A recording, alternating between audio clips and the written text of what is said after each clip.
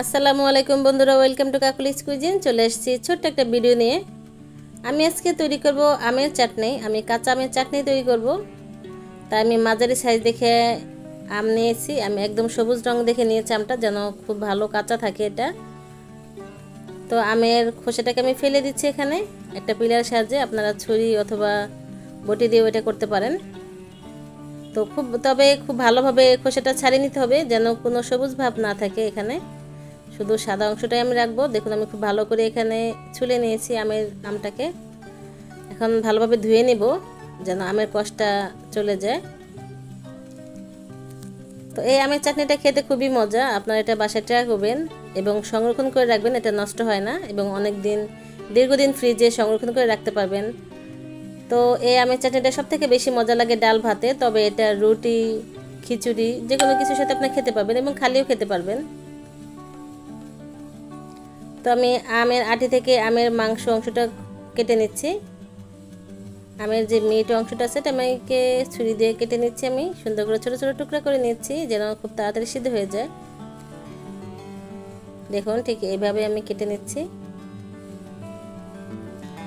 আম থেকে যখন আমের মাংস অংশটা কেটে নিয়েছি এবং আটিগুলোকে ফেলে দিলাম, আটিটা আমি নেব না এখানে। তো দেখুন আমার আম কাটা শেষ। এখন চলে এসেছি একটা মশলা তৈরি করতে, স্পেশাল মশলা আমের চাটনির জন্য।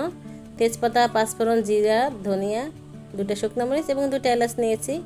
একটু নেড়েচেড়ে ভেজে নেব, যেন একটা মিষ্টি ফ্লেভার আসে এখান থেকে। ঠিক তখন কালারটা চেঞ্জ হয়ে গেলে, ভাজা হয়ে গেলে এটা আমি নামিয়ে নেব। এটা আমি শিলপাটায় গুঁড়া করে নেব, তবে পুরো মিহি করব না, একটু দানাদার ভাব রাখবো। এখন কড়াইতে দিয়ে দিচ্ছি আমি সরষের তেল। যেহেতু আমের চাটনি, আমের আচার যেটাই করেন না কেন অবশ্যই সরষের তেল দিতে হবে। 1 টেবিল চামচ সরষের তেল দিয়েছি, তার ভিতরে আমার আমগুলো দিয়ে দিলাম। আমটা কিন্তু আমি আগে ধুয়েছি, কাটার পর আমি একদমই ধুইনি। দিয়ে দিচ্ছি আমি লবণটা পরিমাণ মতো, আমি হাফ চামচ থেকে একটু বেশি লবণ দিয়েছি। তো আমি নেড়ে চেড়ে নিচ্ছি তেলের সাথে, লবণের সাথে আমটাকে।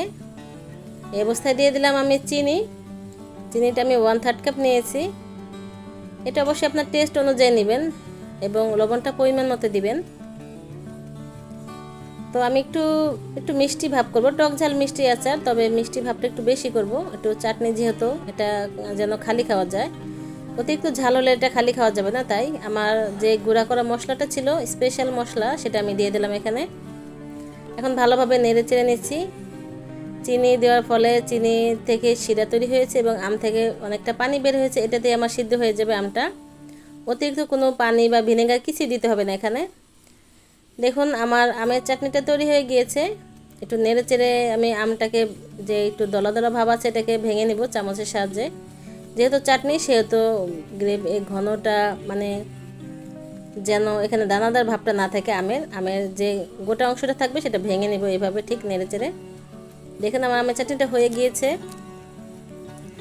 আমি বোঝার সুবিধার জন্য আমি বলে দিচ্ছি, আমি এখানে একটু হলুদ দিয়েছিলাম কালারটা আসার জন্য।